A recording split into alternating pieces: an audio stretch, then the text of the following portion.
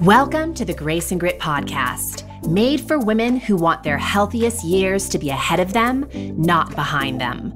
Join your host, Courtney Townley, right now as she breaks down the fairy tale health story you have been chasing all of your life into sensible action steps and lasting change.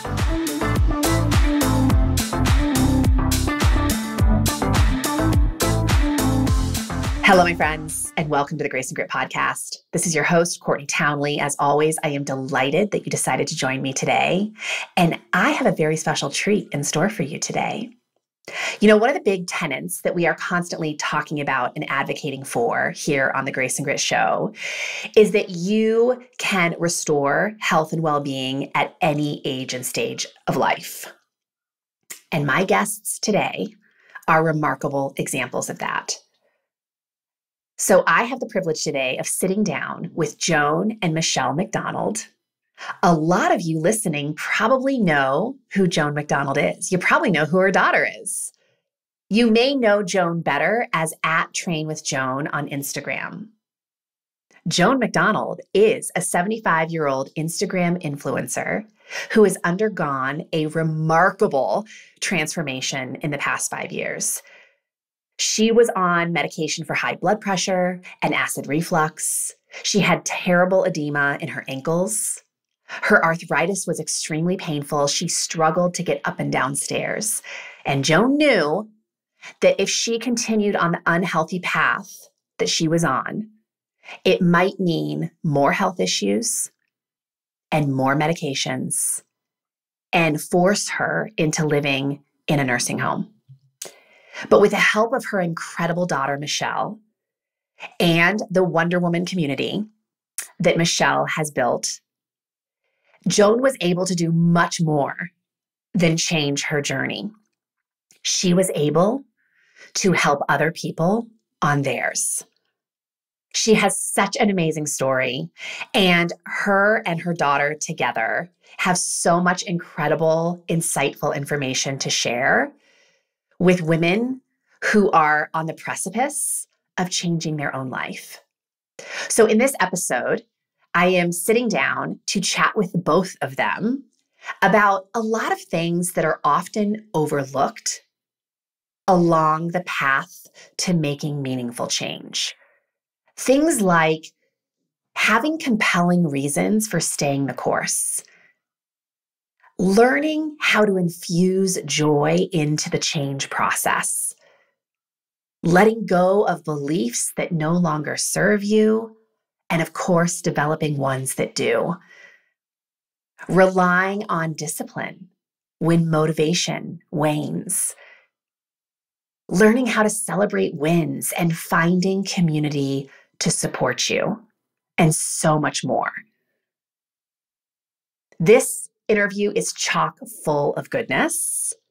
And this dynamic duo, Joan and Michelle McDonald, have just published their first book called Flex Your Age: Defy Stereotypes and Reclaim Empowerment. And I'm pretty sure that after you listen to this episode, you are going to want to add that book to your shopping list. So without further ado, let's get to it.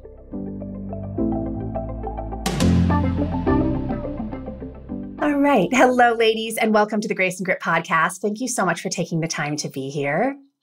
Thanks for having us. Yes, thanks for having us. Absolutely. I have to tell you a funny story. So last week I went to New York and I was sitting next to a woman on the plane I didn't know, and we were talking about what I do for work. And of course, the conversation evolved on women's wellness. And she said to me, "Man, do you know this woman, Train with Joan? I've been following her and she's just amazing." And I said, "Funny you ask, because I'm interviewing her on Monday." So all that to say that you're making waves with your mission and your message and your influence. It's all spreading like wildfire, and it's so fabulous to see. And now you have a book out called Flex Your Age: Defy Stereotypes and Reclaim Empowerment.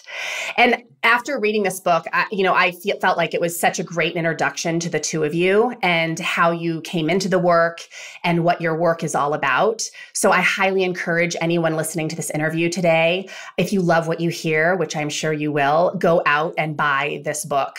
And I know it's on Amazon, probably all major platforms, yes, for book buying. Mm-hmm, mm-hmm. Fantastic. And I want to share a bit of the gold that is inside that book in this interview today. So, Joan, I want to start with you. You transformed your health and your life in a really profound way at 70 years young. Yes, but without Michelle, it would never have happened. Yes, absolutely. And that is so clear in your book. Can you give listeners a sense of your life before the transformation and what really prompted the change? I was really disappointed with my life. It was just, nothing was going the way I thought it would. And I was just gaining weight and getting unhealthier all the time. And what was the pivotal moment for you? You talk about, you were visiting Michelle, yes? No, she was visiting. Oh, she was visiting you. Okay. Yeah. And she heard, and well, she watched me try to get upstairs without huffing and puffing like an old locomotive. And she was concerned about my health because I had told her about what the doctor said, that they wanted to increase my medications. Mm-hmm. And it was the first I had heard that she was on heart medications. So she had not shared that with me prior to that moment. So this was new information for you. Yes. Yeah. So she threw down the gauntlet and I thought about it and it was a no-brainer. I figured if she can do it with all these other women, then she can do it with me. I will stick it out. And I love what you shared in the book about that day that you were sitting in the car waiting for them to go to the gym and they were kind of surprised you were there waiting for them. Yeah. They came out and here she is. Yeah. And in the book, you also describe sort of your childhood growing up in a household with lots of kids. And like you talk about your mother baking bread. Yes. Oh, yeah. Like she was old school. Amazing bread, fluffy bread. Yeah. And food for a lot of people is an expression of love, right? Mm-hmm. So there was probably some of that you carried with you throughout your life. You also talked about not always having a lot of money for food, which it probably influenced your relationship with food. Yeah, it did. I think it's still hard for my mom and her generation to get up from the table with food on their plate. In fact, just last night we were eating and I said, "Hey Mom, I think you're probably full, right?" And she said, "Oh, well, I can't." Eating in a restaurant and it was an expensive meal. And she said, I can't leave this on my plate. And I said, "Yes, you can." So she said, "I'll just finish the lobster then." Yes, I love it. The good stuff. But it's true, right? It's a different mentality about waste not, want not. Yeah. And the belief system, right, that we kind of grow up with, or the way that we practice being, and then having to change that later in life to promote health. Yeah. You also talked about sort of being, taking care of your family and putting your own needs on the back burner, which I think a lot of women listening to this show can relate to. That's definitely for sure. Yeah. Okay. So Michelle, it's no small thing to have a conversation with a parent about their health and the trajectory that they're headed down if they don't change. Was that hard for you? No. No. Okay. Tell us about it. Why was it not hard for you? It just felt because you love her so much. Well, absolutely, because I love her so much, but I am first and foremost a coach, and I specialize in the older female demographic. So it was just it was really a coaching conversation, pulling on some heartstrings because I know my mother very well, and it was probably one of the best speeches of my coaching life. Too bad we don't have that on recording, right? Yeah. It would have been a goodie. I'm telling you, you would have.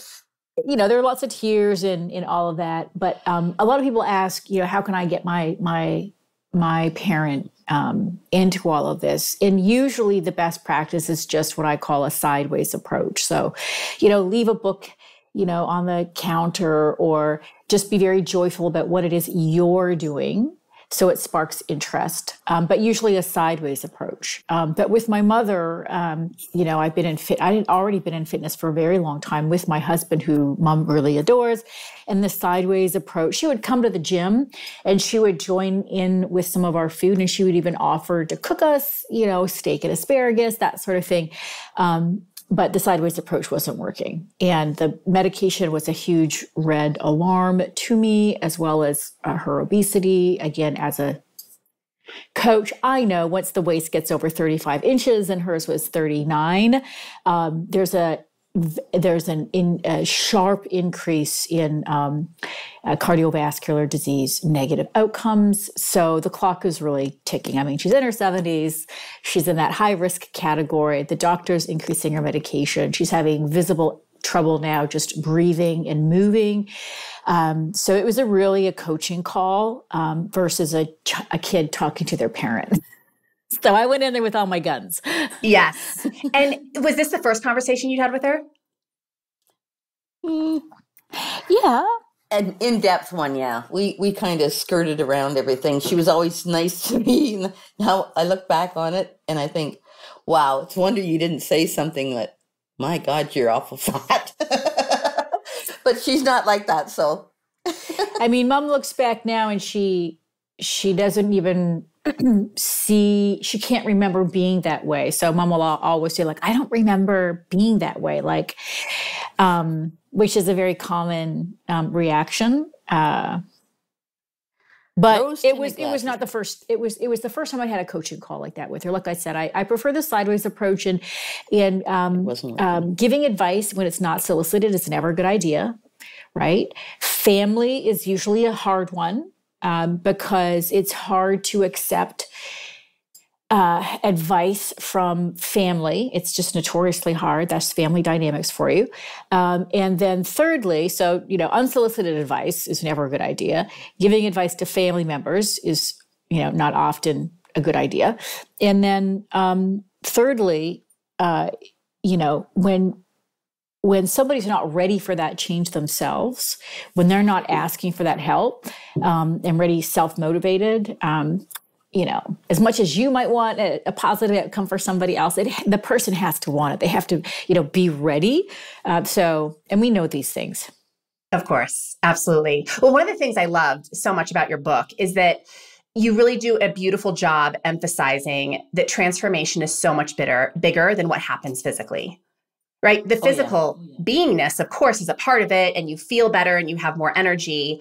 But you both really speak beautifully to the bigger outcome. And if you don't mind, I'd like to read a quote of Joan's here just really quickly from the book. Do you mind? I'm going to read a little quote. Please. Okay, it says, in 30 years, I have lost myself, found myself, gained and shed countless pounds, and seen my 3 children grow up and create their own families. I've sold our family home. I have sadly seen many friends pass. I have said goodbye to my beloved father and mother. I have learned more about myself and let go more parts of myself than I ever could have thought possible. And now I am here in this last quarter of life, jumping into change with both feet, with a much lighter and brighter heart. So good, Joan. And so I want to ask you, in what ways has your life become lighter and brighter because you took the dive into transforming your health? There's so many things that have changed. It's not just physically, it's inwards. It's eating, like my association with food has changed. I'm willing to try new and different things. And you dress differently. I dress the way I've always dreamed of dressing. And I'm doing things that I've never tried, but I've always wanted to, like secretly wanted to try, like zip lining and going to a park that would jolt the bones right out of your body. Yeah. And inspiring people around the world. Like you never like, could have seen that coming. Oh no, I had conversations with people from, I think, every country in this world. It's amazing. It's amazing. It's mind-blowing. It really is. It's wonderful. It's been a profound change. And I was just saying, we were looking through my Facebook album and I was showing my dad last night, this is Mom, the first time she came to Tulum, which was back in 2009. And you were in your 60s, your mid 60s. And you were probably looking at those photos about 189, somewhere in the 180s. But she still had a lot of joy for life. And actually, my memories of my mother, she's always been incredibly joyful. I have clear memories of tobogganing with her, like crazy tobogganing down these crazy hills, skiing with her. She would always come with me on my camping trips, even though she was always struggling, to be honest, with her weight. She was always up for it. She was always up for the challenge and trying new things and laughing. And I always remember conversations with Mom. And the last since I met my husband, so I would say since 2010, somewhere around there, when I came back from Boston to be with my husband in Montreal, we were there for 4 years together. I really was shocked at the downward change in her. So I would pick up the phone and there would be really nothing for us to talk about, right? I would say, "Hey, Mom, how's everything going?" And she would say, "Fine." "Oh, fine." "Okay, are you, and I would try to pry and she's like, "Oh, nothing exciting is happening." Like really kind of depressed sounding. It wasn't the mother who I remembered. And then when I would go home and which culminated in that Christmas 2016, it was like, okay, she's going down. The ship's going down here. I started noticing it in my busy life out of the corner of my eye, which we do as kids when we're away. And I was like, here I am, just catapulting up in my own career, helping other women. And I'm missing that I'm losing my mother. And the biggest gift for me with my mom's transformation is I feel like I have my mother back. Like she was on the precipice and boom, now she's back smiling, jumping into life with both feet. It's the mother I remember as a kid. Yeah, absolutely. So Michelle, what is transformation to you? Is she talking to you? Yeah, Michelle, you. You're looking right at her, right? That's transformation. Yeah. How do you describe it to people? An identity shift. And it's not always absolute. I mean, we've got to talk about gray scales. We've got to talk about spectrums. And it's okay to be both feet in the boat. And yes, this is the new me. I've changed. And then kind of to say, oh, wait a minute. One foot's back on the deck. Okay, get that foot back in the boat. Old patterns die hard. That's totally normal. And it's why community is important. Goal setting is important. Having some kind of a check and balance is important. Like whether it's, monitoring your weight or looking at your, if you, how you plan your nutrition, are you starting to skip things there? And making sure that you're threading a lot of joy. There should be a lot of pull in terms of what your routine and your habits are versus like a push. A lot of transformation coaches, whether it's a physique transformation or a business coach transformation, will talk about, knowing your why and what are your musts and what are your standards. That's very Tony Robbins. So it's an identity shift. Like I said, that it's not necessarily absolute, although it can end up being absolute.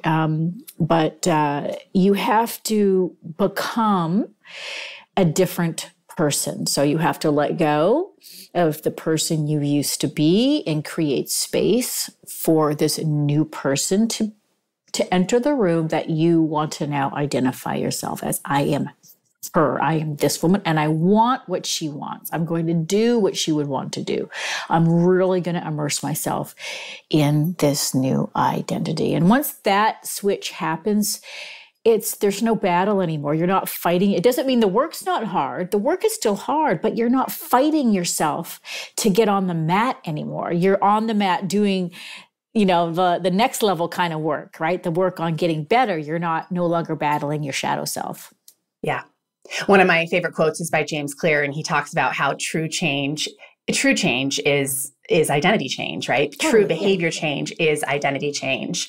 Yeah. So it's not just accomplishing a goal, it's the person you become along the way to achieving that. Now, there's a lot of beliefs that hold people back, right, from transforming their lives, especially beliefs about aging. And you both talk a lot about the power of the mind to create change, which I hugely appreciate. So, Joan, I'm curious, what beliefs did you have to let go of in order to create this version of yourself today? I had to let go of trying to please all these people that I had in my life. Yeah. It's my turn. Yeah. To live my life. Yes. Yes. And I hope that I'm accomplishing that. Well, it looks like you're doing a pretty good job of that. And what are some useful beliefs? What are some beliefs you think you had to adopt in order to become this version of you? I'm still working on that one, and that's that I deserve all this. It's surreal that I've got a life that's so nice now, and people envy me. I still have trouble accepting that, but if people believe that I can do something and they take it on themselves, I think I've accomplished something. Yeah. Yeah. And Michelle, you're an amazing example of that too, because you have reached some pretty incredible athletic feats in your 50s.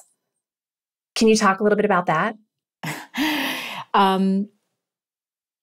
Yes, although I do want to talk a little bit, I would like to give from my coaching perspective, please, an answer to those questions. I mean, I've always been attracted to aging. I think from a young age, I remember my mother saying, "Stop wanting to be older. It's going to come. It's going to come regardless." Yeah. But I've always been very age positive. I think for the last 10 years, I've gone to the hairstylist and said, okay, can I go white? And I follow this guy, Jack Martin Colorist. He's this fabulous guy in LA. I think it's LA, famous guy. And he transitions gals from dyeing their hair to just embracing their hair. But, the hairstylist is like, no, you're not there yet. You got to be at least 50%. You're not there yet. So I've been very much age positive. I'm very attracted to women who are older and doing amazing things, whether it's an actress like Meryl Streep. I'm like, oh my God, she slayed in Laundromat. I mean, she's my mother's age, and just her mind and her agility, her ability to deliver lines and act is just absolutely amazing. Ann Winters. Then there's there's bodybuilders in the 70 and 80-year-old class. I think we've all seen that that yoga gal. I don't know how old she is, but she's quite a small looking gal with a white hair, and she's on the street doing splits against the side. Yeah, right. Yes, and I'm like, yes, we need more of this.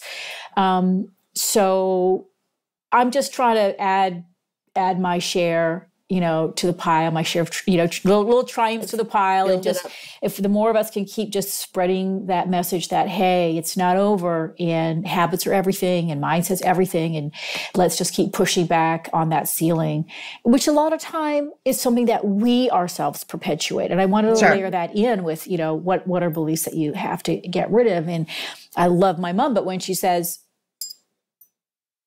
pleasing people, and I hear that a lot, I would say it's about prioritizing yourself. And it might be linguistics, but there's something different, because it's rarely the case that your kids or your husband, and I do have clients that it's not the case. I mean, it is the case, but it's rarely the case for most people that your kid's saying, hey, mom, I don't want you to go to the gym, or hey, wife, I don't want you to eat well. It's actually the gal in her mind projecting, I can't do this because of X, Y, and Z. And one of the coaching tools I'll say is, well, why don't you sit down and have a conversation with your kids and see if they're all for you going to the gym or if they're actually resentful. And it's important to have these adult conversations with your kids because it's how you're educating your kids what's important, right? So a little bit of a devil's advocate there, but I had to interject that because I don't want to feed that victim mentality and it's the world against you. A lot of times we internalize, we create a story in our minds that is a complete figment of our minds, like what Mark Twain says, right? His famous quote, I was petrified of a million things in life, most of which never happened. And a lot of times we project things on the world, why we can or can't do things, why we have to be a certain way. And it's all an illusion.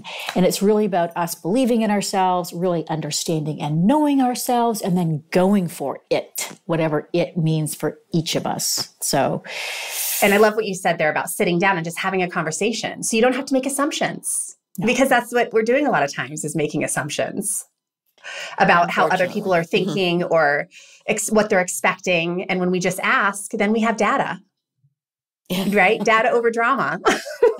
I like that. That's what my coaching team is about. I'm like, we are data driven. We're getting away from emotion. We're looking at the numbers. We're looking at the long game and we're trying to have perspective. Yes. Love it. And I think that goes so in line too with part of the process that you use to coach your clients, which is the planning and the tracking progress and that looking at the data. Of what they're doing. I also, before we kind of move on from this topic about aging, I just wanted to highlight the sentence that you used in the book that I think is so beautiful. It says, age loses its meaning when you're healthy and doing what you need to do to stay that way. That we don't let it define us. It's just a number, quite literally. Love that. Let's talk a little bit about motivation. Motivation in that a lot of people, and you wrote this in your book, which I thought was really great, a lot of people confuse motivation with discipline. Discipline is what you rely on when motivation wanes. Will you elaborate on that, Michelle? I think that's a pretty well-known idea. Motivation only gets you so far. Motivation is great when you know yourself and you can fan the flames to stay motivated because certainly it makes things fun and your energy is really high to do the things that you need to do. But discipline is something that needs to be cultivated. That is something that comes to your aid no matter what comes your way and what kind of mood you're in, what other things in life are happening that are kind of pulling some of your emotional energy away. So discipline is huge. And it's why I also underlined in my coaching and on my social media that you have to create a process that's very joyful to you. And how I outline that is that you can have two gals following a similar kind of a macro plan with similar goals. But one gal has kind of a bit of a resentment towards meal planning. She gets very frustrated. She leaves it to the last minute. Or she does it, but it's very robotic. And you look at the meals and it's like, okay, we've got some chicken and we've got some carrots. And then the next meal is chicken and carrots. And then the next meal is chicken and carrots. And you know what I mean? And then, and I, of course, I'm going to be devil's advocate. I'm going to say to her, well, hey, can you imagine if you had a daughter and you sent her to school every day forever with these meals? Is that an act of love? Does that look like a loving mother? Of course, the answer is no, right? So then why are you, or your best friend, or if you're dating somebody, would you, every day give them chicken? And so why are you doing that with yourself? That is your relationship with yourself. Absolutely. In your deepest heart, that's as much effort as you're going to get put in to this relationship. And that's saying something, right? Because the relationship you have with yourself is going to underpin the quality of all other relationships you have in your life. And that's the truth. So then you've got the other gal and I've seen gals just brand new to Macros, but they're like, great. So I have this app and we coach, right? Like, what do you want to eat? What do you normally have for breakfast? Well, I normally have, pancakes. All right. So these are your macros. So we can't have the kind of pancakes that you used to have, but we can have these pancakes. Maybe they're my pumpkin pancakes. Mm-hmm. So they're fluffy, they're amazing, they're moist, but they give you, like a serving of protein that's equivalent to a piece of chicken. The carbs aren't crazy. The glycemic load is really, really on the moderate side, and the fat is non-existent, and they taste delicious. You never know. Or you don't even have any carbs. Well, then we can do these protein crepes. And again, they're just like a crepe. You're going to love them. You put a little bit of my sweet icing on them. That's going to taste amazing. And it's all about using your app, understanding the macro blueprint that you're supposed to follow, and then throwing yourself into it joyfully. Thinking about the win. How can I be a winner here? How can I pour some love into this and make this incredible, food, which these days with these apps, we're so far beyond, chicken and broccoli. I mean, we can just achieve amazing things with these apps that do all the math, the boring stuff for us.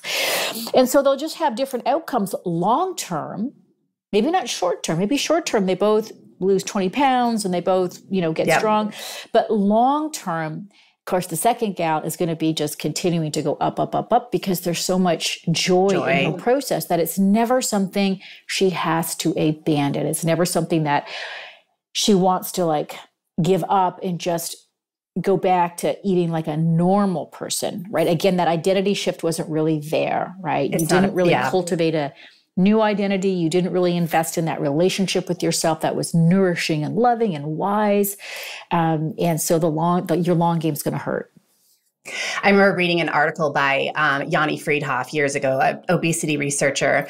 And he said, there's a lot of ways to lose weight. He said, but what time and time again we see in terms of sustainability is those who enjoy the process, they maintain it because it's become, like you said, a part of who they are, because they enjoy it so much. So Joan, I want to ask you, what do you find joyful in your process right now? What are you loving about it? Well, I love the way that I make my meals.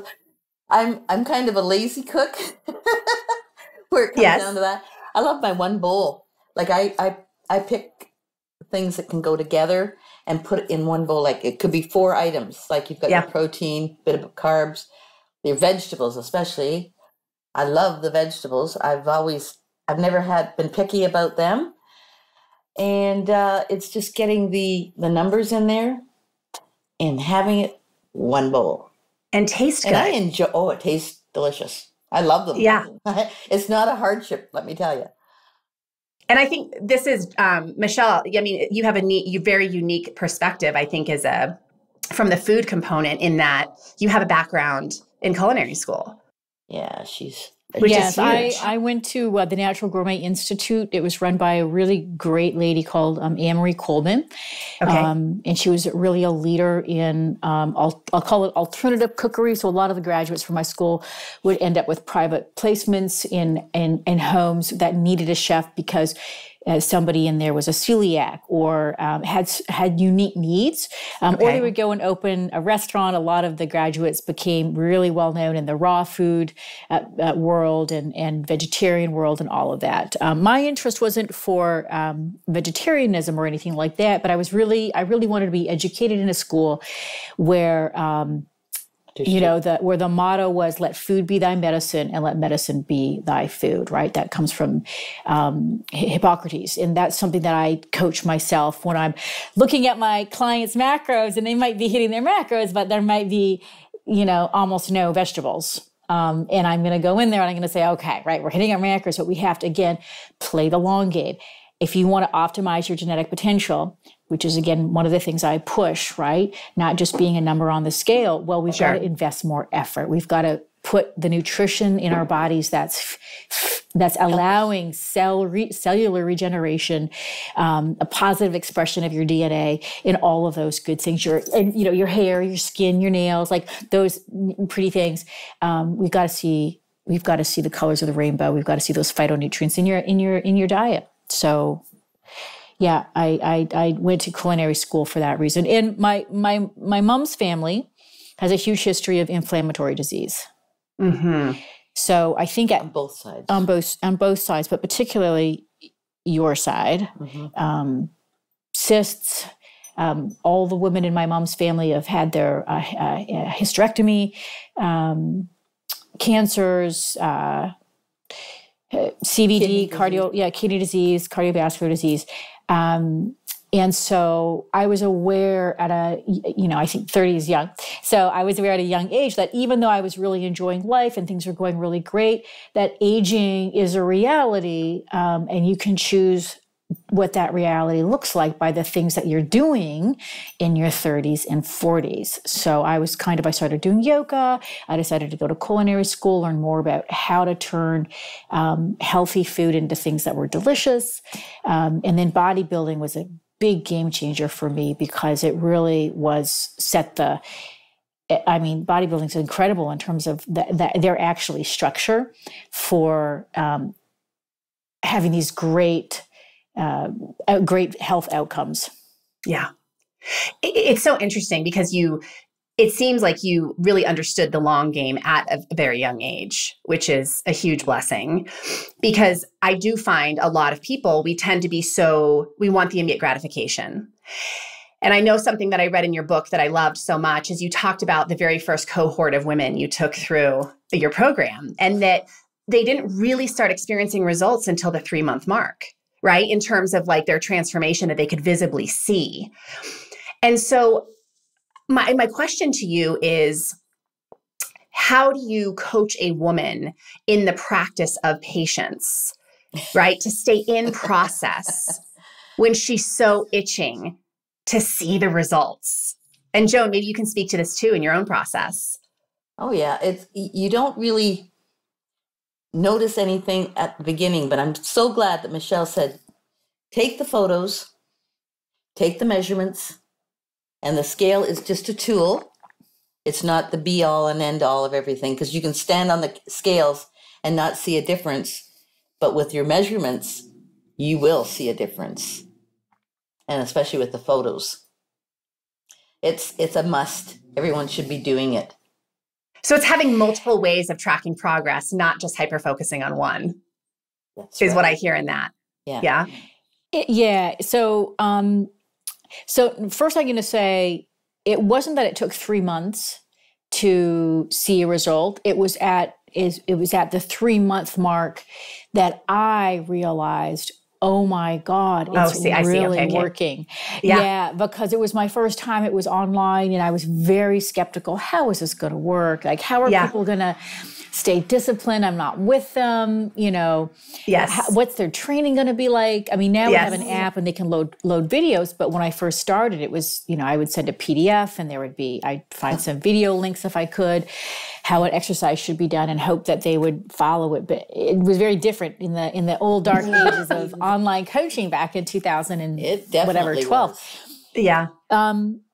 So it was amazing to see how much change could happen online. And I think I was, having the gals work in a group. So I always knew that community was going to be a big part of people's success. I felt there would be, I don't have children, and I felt that there would be too much of an out in people's internal narrative working with me if things got difficult, especially in terms of planning and setting boundaries. Well, if I'm saying, oh, you can do it, but I don't have kids, right? And all of that. And I work online. I'm always working, but, on Instagram, maybe it looks like, I'm not working, or I'm always at the gym or something. Anyway, you're always at the beach, Michelle. Come on. No alcohol-free Mai Tais. But if there's a group, there's a really good chance that there's at least a couple of other gals that are getting the job done, and they're in the same boat. And so effectively, that's putting in this support system for women, that you'll be able to find at least one other gal in the group going through something similar, or who has gone through something similar, and she's still moving forward to help inspire you. You can do it. You can do it. That whole, if I can do it, you can do it has been a big thing for me that community, you know, it takes a village, everyone pitching literally in, and sometimes you'll be the one needing help, and sometimes you'll be the one that's cheering on somebody else. Yeah. I always call it normalizing the rumble, right? When we feel like we're the only one that's going through this hardship. And then you get in community with women who are on a similar path. And it's like, oh, I'm not the only one. No, there's lots of people here going through this. Community. Yes. Yeah. So that's really, really great. And as Mom said, you know, having all these little things that we call them your musts. So when you're working with us, these are the things that you have to do.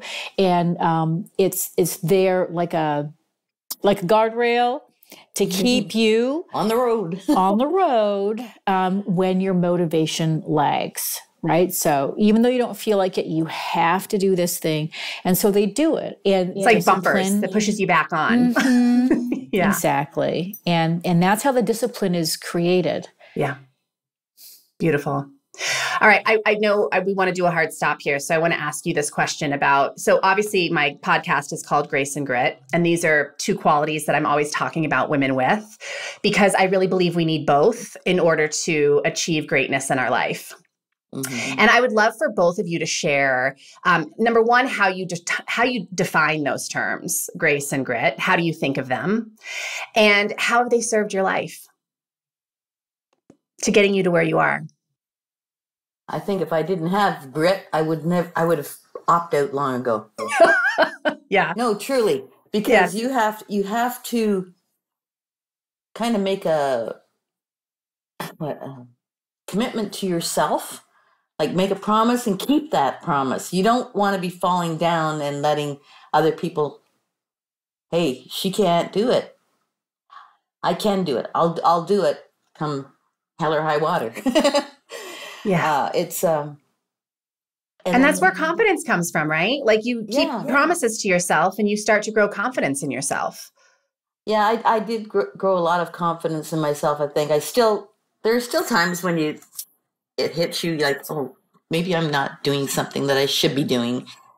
But it's all that falls by the wayside. And you just have to know that you can do it for you. Because you're the only one that can do it. No one else can do it for you. So you make a promise and you keep it. And like I said, I many times I wanted to opt out, but I wanted to show these two that I could do it. I was reading in your book too about you use the example of the bicycle in Mexico, riding the bike and falling down a lot and getting back on the bike. Yeah. Oh, I was embarrassed. But what a parallel to our journey through any kind of change process, right? That the grace is giving yourself, like forgiving yourself and being kind to yourself so you can get back on the bike. I mean, I think that's beautifully illustrated. Yeah, well, I mean, there's so many people out there that haven't done anything with their life, and they just need someone to keep boosting them. I mean, not everyone can just fall down on a bike off of a sidewalk and then get back up and get on it again. But it's like the horse, you know, like if you fall off a horse, get on it. Fall off anything, get on it. Just do it. That's what gets you where you want to go. Absolutely. How about you, Michelle? How do you think of grace and grit? I'm listening to my mom, and in the back of my mind is like a squirrel chasing a nut. All right, grace and grit. I think I love grit. You know, I also reference that a lot, Courtney, when I'm looking through applications, I look for grit. So we actually, you know, when I get applications, I go right to the bottom. So the bottom is, I look at the top macros. Can they plan macros? Because that's the bottom line of what, you know, if you want to change, at least show that you're working on that. Sure. And then the bottom, which is, you know, what challenges have you been through in your life? And how did you handle them? And I'm always very interested in that, because that shows some grit. Like what's been challenging and how have you got through it? And I've read some amazing stories. And of course, once I have that in the application and I decide I'm going to work with you, I'll reference that when things are hard. I'll pull from that. I'm like, oh, well, let's go back to your application. And remember this that you went through and you had a baby and you were single and you got your PhD and you had to work 3 jobs. Remember that?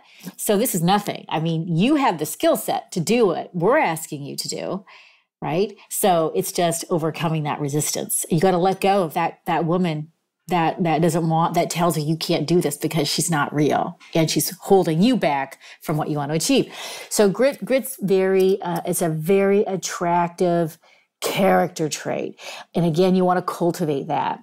And you cultivate that by just trying, letting go of feeling that failure is absolute. And trying to develop some kind of a self-awareness or system. I ask gals to write stuff down, like start a book, not free-flow consciousness journaling, but I call it, have a book that is devoted to aha moments, right? Things that went really well for you, strategies that worked really well for you, your wins, and keep reviewing it, right? So it's really no longer like chance that you got through something, but now these things become strategies and tools that you can tap into time and time again. And then have another section that are the losses, right? These are the things that I thought would work well for me, and they didn't. Like, I'm going to, do a diet for a photo shoot, and then go to an all-inclusive with my family for a week. Generally is not a good idea, right? I'll just tell you that right now. So, so you're becoming more conscious and historical. So grit is a big one. And then being willing to learn from your mistakes, not taking failure as absolute and going back into your hole, like, well, this is the way I've always been. Being more self-aware and self-conscious. And then grace for me is, as to your point, giving yourself space to make those mistakes. And instead of berating yourself, support yourself to make the next right choice. That's hard, especially when we're in that mindset of, I'm fundamentally flawed. There's something wrong with me. I can never do this right. That sort of, most women suffer from a really, really negative internal mindset. And getting to a place where you become your best cheerleader and you could talk to yourself compassionately and, oh, okay, oops, let's not do that again. No problem. All right, next right thing. And let's just focus on that. Let's write that other thing down in our failed strategies notebook. So we want to learn from our mistakes. Absolutely. We don't just want to forgive ourselves. We want to be self-aware and self-conscious, but don't waste time crying over spilt milk, right? Let's not do it again, and let's move forward and do the next right thing so we can get back to that success game. So to me, grace is that combination of leaving space for yourself, to be compassionate, to keep steering yourself in the right direction, and trying to do it beautifully. When I think of grace, of course, I always think of Audrey Hepburn. And, yeah. I'll say, when you go out to eat at a dinner, eat like Audrey Hepburn. Imagine there's a camera on you. How would you sit and talk and have a conversation? Would you have your head down close to the plate and, shoveling it in? Would you be talking with your mouth full? Would you be slumped over? What would you wear? So this idea of tapping into grace and weaving that joy and beauty into your process. How would you go to the gym? If you were wrapped up in this envelope of grace, what would you be at the gym in this like kind of old baggy t-shirt and, holes in your socks? Or would you, I remember taking mom to Forever 21 and saying, all right, mom, we're going to get you kitted out in some new gear. And she was like, I hate shopping and nothing in this place is going to fit me and all of that. And I took one of the first photos of her that was kind of like a wow photo. And she had this strappy green top on and these little tight, I think they were pink or rose-colored pants. And I said, Mom, turn around. And there was this overhead light, and the overhead light shows all the muscles. And I said, just kind of like go up onto your tiptoes. I'm going to take a picture of you. And just arms just straight by your side. And she went up and I clicked. And I said, now look at, this is you. And she looked at it. I said, I haven't filtered it. I've done nothing to it. This is what you really look like. And it's like shattering. She's like, I look like that. I look like that. I said, you look like that. Yeah, it was unbelievable. When you step into that identity. As long as you're wearing those baggy t-shirts, no, that's not going to be you. You're going to be in a baggy t-shirts and slouching. But you can also be this other woman is right there waiting to express herself if you let her in. If you let go of this old version of yourself and just allow yourself to be this beautiful, strong, empowered woman who is going into uncharted Joan territory. So that part of grace is also, I think grit's fabulous, and grace is also a wonderful, I guess, attitude or character trait that means a lot to me in the journey that I wish for all of my clients and all women. I can see that. I can see that in you, for sure. Are there any final words? Anything else you want to share before we go? Just our new book. Well, absolutely. Yes. Well, let's finish on that note. So again, the book is called Flex Your Age. Mm-hmm. Yes. And it just released. I mean, I ordered the Kindle version, but it just literally came out a week ago. Was it a week ago? Mm-hmm. Yeah. Yeah. It was just published. Yeah. We had pre-orders about a month ago and it's just been out hardcover. It's a beautiful book. They did such a fabulous job. It is a beautiful book and it's beautifully written. It's very simple to read. I mean, I think that's what's so great. People today are so busy and have so much going on that being able to pick up something that has so much value in it and is so inspiring, such an inspiring read. It's a great gift for the holidays too, FYI. So yeah, it's the kind of book that you pick up and can't put down. That's what I'm getting in my DMs. Like I picked it up and I stayed up and I read it. Yes, until it was done.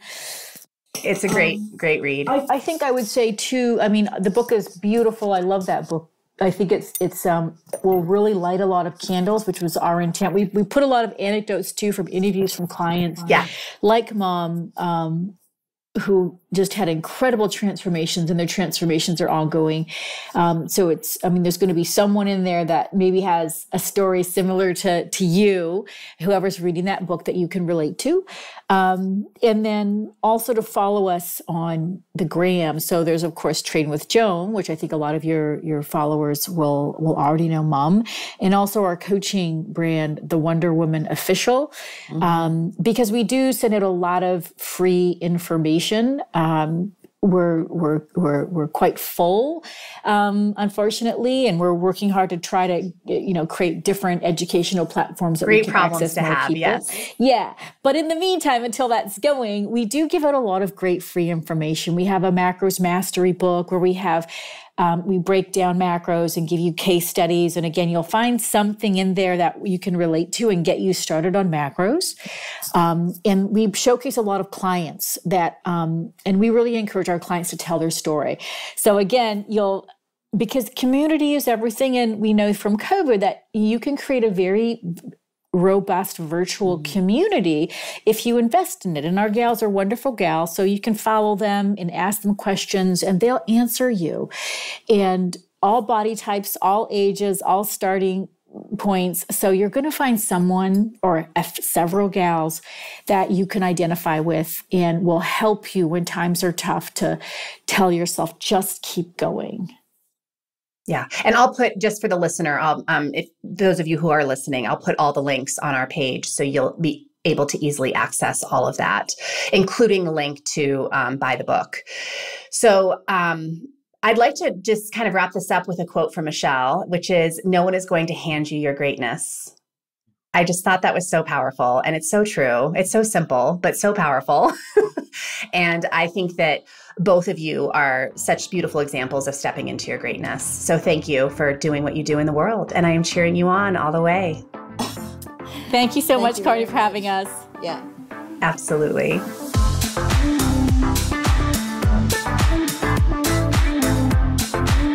Thank you for listening to the Grace and Grit podcast. It is time to mend the fabric of the female health story. And it starts with you taking radical responsibility for your own self-care. You are worth the effort. And with a little grace and grit, anything is possible.